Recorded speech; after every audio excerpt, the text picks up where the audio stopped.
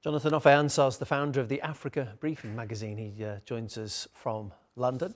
Welcome, Jonathan. So we just heard it there, Marco Rubio saying that funding needs to be cut off to the RSF in terms of the supply of weapons, military funding in that sense. Who's he talking about then specifically? Well, he's talking about a particular country, in the Gulf region. I don't want to mention names, but one particular country in the Gulf region has been steadily funding the RSF. I mean, when I say funding, I mean supplying the RSF with all the weapons they need to carry out this systemic atrocities is been undertaken across the country. I mean, the fact that Rubio doesn't name the countries involved, that shows that there's perhaps some US allies in there. Does the United States not have the power to kind of use its leverage in this situation?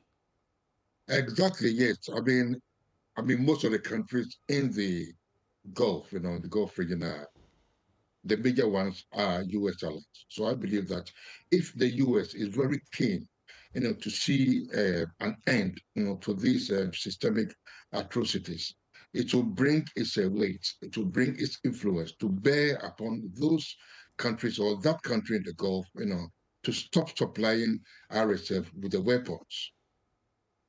Also, if the US has that kind of sway in the region, doesn't it have the ability to implement a humanitarian pause and get the aid in? Because we know that there are hundreds of thousands of people who are displaced, starving. Famine is a reality there.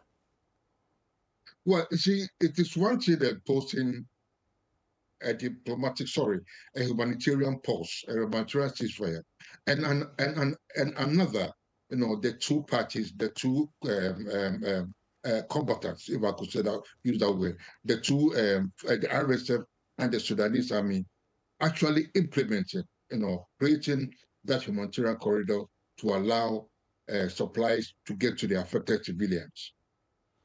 As you mentioned, the RSF are being armed by outside states. What's the end game here? I mean, is it control of the country? Is it control of the natural resources? I could say it is both. The RSF's leader, General Dagalo, started, as a trader in camels and gold. It's well known that he deals a lot in gold to the, well, particularly to the Gulf states. Okay, and this was started as a result of a power struggle when the Sudanese army wanted to incorporate the RSF into their regular army. So the way it is going down, both sides are very, very intransigent.